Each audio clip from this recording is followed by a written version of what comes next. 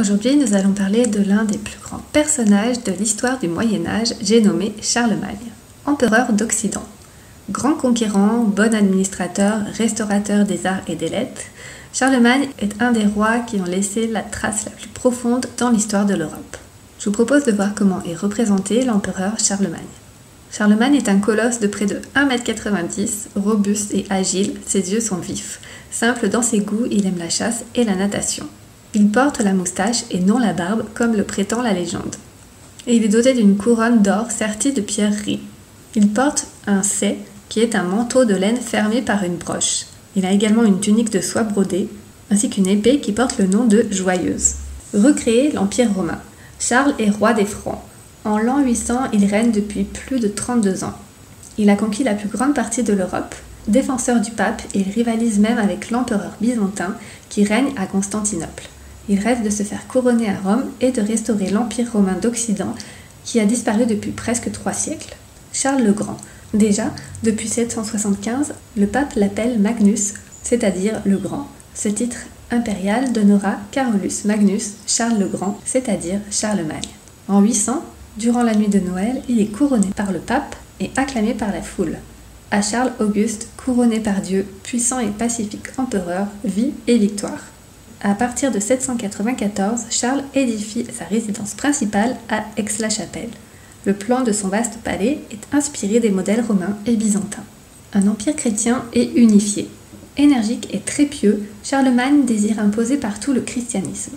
Il réunit tous les ans des assemblées où sont convoqués les évêques et les grands du royaume.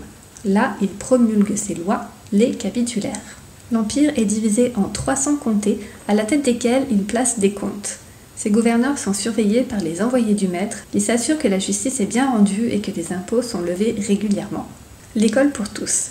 Charlemagne ordonne au clergé d'ouvrir des écoles et d'y admettre les enfants de paysans. Lui-même établit une école dans son palais d'Aix-la-Chapelle. Il assiste aux leçons et encourage les bons élèves. La grandeur et la gloire. À sa mort, le royaume des Francs s'est considérablement agrandi.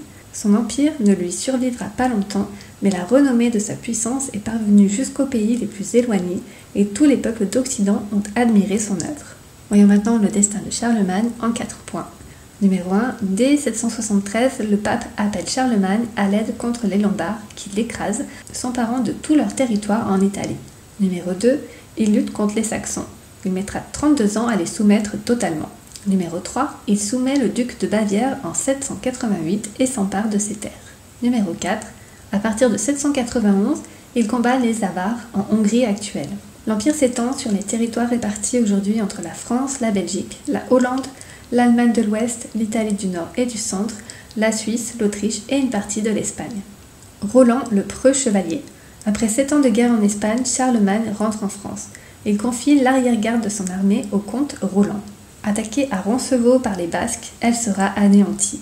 Roland se bat comme un lion, mais il finit par succomber à ses blessures après avoir fait fuir l'ennemi et brise la lame de sa fidèle épée Durandal. Pendant tout le Moyen-Âge, Roland reste le plus populaire des chevaliers légendaires.